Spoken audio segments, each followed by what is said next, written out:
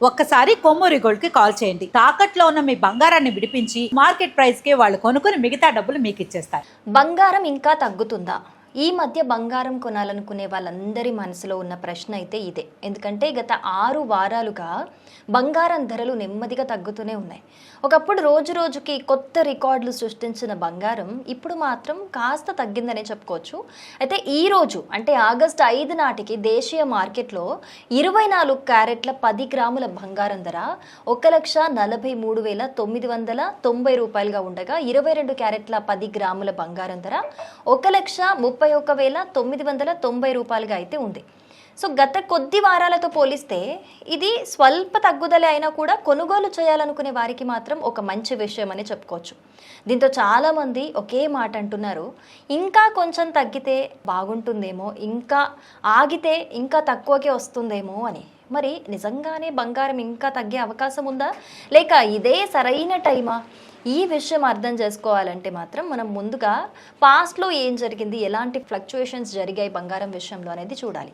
నిజానికి బంగారం ధరలు ఎప్పుడు ఒకేలా అయితే ఉండవు. ప్రపంచంలో ఏదైనా ఒక పెద్ద సంఘటన జరిగినా, ఏదైనా ఉద్రిక్త పరిస్థితులు జరిగినా దాని ప్రభావం బంగారం మీద ఖచ్చితంగా ఉంటుంది. ఇది మనకు అందరికీ తెలిసిన విషయమే.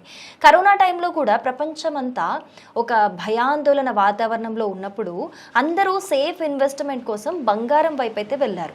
అంటే దాంట్లో ఇన్వెస్ట్ చేశారు. దాంతో అప్పుడు ధరలు అనేవి బాగా పెరిగాయి. ఆ తర్వాత పరిస్థితులు కాస్త నార్మల్గానే అయిపోయినా కూడా తర్వాత కొంత తగ్గాయని చెప్పుకోవాలి. మళ్ళీ రష్యా యుక్రెయిన్ యుద్ధం అయితే మొదలైంది. ప్రపంచంలో అనిశ్చితి పెరిగింది. మరోసారి బంగారం ధరలు పరుగులు పెట్టాయి. ఆ తర్వాత అమెరికా వడ్డీ రేట్లు, డాలర్ బలం, అలాగే ప్రపంచ దేశాల కేంద్ర బ్యాంకులు భారీగా బంగారం కొనడం, ఇవన్నీ కలిసి కూడా మళ్ళీ ధరలను మరింత పెంచాయనే చెప్పాలి. అయితే ఇప్పుడు పరిస్థితి కొంచెం భిన్నంగా ఉందని చెప్పుకోవాలి. ప్రస్తుతం అమెరికా ఇరాన్ మధ్య జరుగుతున్న దౌత్య చర్చలను ప్రపంచం చాలా జాగ్రత్తగా దగ్గర నుండి గమనిస్తోంది. యుద్ధం జరుగుతుందేమో అన్న భయం అయితే కొంత తగ్గిందనే చెప్పుకోవాలి. అదే సమయంలో అమెరికా ఫెడరల్ రిజర్వ్ వడ్డీ రేట్ల విషయంలో ఇంకా స్పష్టత అయితే ఇవ్వలేదు. సో ఈ 2 కారణాల వల్ల పెట్టుబడిదారులు కూడా, ఇన్వెస్ట్మెంట్ చేసే వాళ్ళు కూడా పెద్దగా రిస్క్ అయితే తీసుకోవటం లేదు. ఇంకో విషయం కూడా ఉంది ఇక్కడ.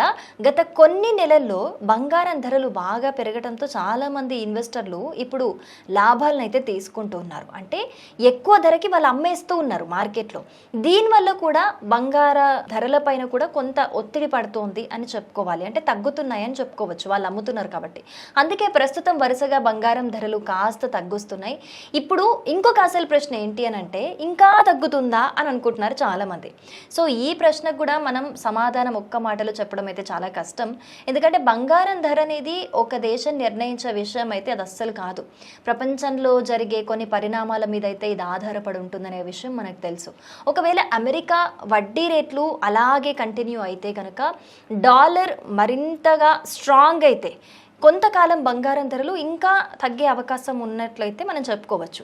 అదే మధ్యప్రాచ్యంలో మళ్ళీ ఉద్రిక్త పరిస్థితులు ఏర్పడినా, ఒకవేళ ప్రపంచ ఆర్థిక వ్యవస్థలో మరోసారి అనిశ్చితి పెరిగినా, లేదా పెద్ద దేశాల ఫినాన్షియల్ కంట్రీస్కి సంబంధించి కేంద్ర బ్యాంకులు మళ్ళీ భారీగా బంగారం కొనడం మొదలుపెట్టిన ధరలు ఒక్కసారిగా మళ్ళీ పెరిగే అవకాశాన్ని కూడా పూర్తిగా మనం కొట్టి పారేయలేమని కూడా చెప్పుకోవచ్చు. అందుకే బంగారం విషయంలో ఎవ్వరూ ఖచ్చితంగా ఇంతకే పడిపోతుంది లేదా ఇప్పటి నుంచి పెరుగుతూనే ఉంటుంది అనేది చెప్పలేరు. ఇక కొనాలనుకునే వాళ్ళకైతే ఒక చిన్న సజెషన్ అయితే చెప్పగలను నేను. పెళ్ళిళ్ళైనా, శుభకార్యమైనా, లేదా ఏదైనా వ్యక్తిగత అవసరం కోసం అయితే బంగారం కొనాలనుకుంటే, లేకపోతే పండగలు వస్తున్నాయి, పండగలకైనా ఒకేసారి మొత్తం కొనడం కంటే కూడా ఇన్స్టాల్మెంట్ వైజ్ కొనడం అనేది చాలా బెటర్ అని చెప్పుకోవచ్చు. అలా చేస్తే అది ఒకవేళ ధర తగ్గినా పెరిగినా కూడా సగటు ధరల్లో కొనుగోలు చేసినా కూడా కొంత మనకైతే ప్రయోజనం ఉంటుందని చెప్పుకోవచ్చు. కానీ ఇన్వెస్ట్మెంట్ కోసం కొంటున్న వాళ్ళు మాత్రం ప్రపంచ పరిస్థితులు, అలాగే అమెరికా వడ్డీ రేట్లు, డాలర్ ఎలా కదులుతుంది, స్ట్రాంగ్ అవుతుందా, వీక్ అవుతుందా, ఇలాంటి అంశాలన్నింటినీ కూడా గమనిస్తూ నిర్ణయం తీసుకోవడం అయితే చాలా మంచిది. సో మొత్తానికి ఈ రోజు ధరలు కాస్త తగ్గినా కూడా బంగారం జర్నీ అయితే ఇంకా పూర్తవలేదు. అది ఫ్లక్చుయేట్ అవుతూనే ఉంటుంది. ప్రపంచ పరిస్థితులు ఏ క్షణమైనా కూడా మారచ్చు. అందుకే ఏదైతే సిచ్యువేషన్స్ ఉంటాయో, ఏవైతే న్యూస్ వస్తాయో బంగారానికి సంబంధించి వాటిని గమనిస్తూ మీ అవసరానికి అనుగుణంగా నిర్ణయం తీసుకోవడం అయితే ఒక మంచి బెటర్ చాయిస్ అని చెప్పుకోవచ్చు. మరి దీని మీద మీ ఒపీనియన్ ఏంటి? బంగారం ధరలు ఇంకా తగ్గుతాయని మీరు అనుకుంటున్నారా, లేకపోతే ఇంకా పెరుగుతాయని మీరు అనుకుంటున్నారా? అసలు బంగారం పైన మీ ఒపీనియన్ ఏంటి అనేది తప్పకుండా కమెంట్ చేయండి.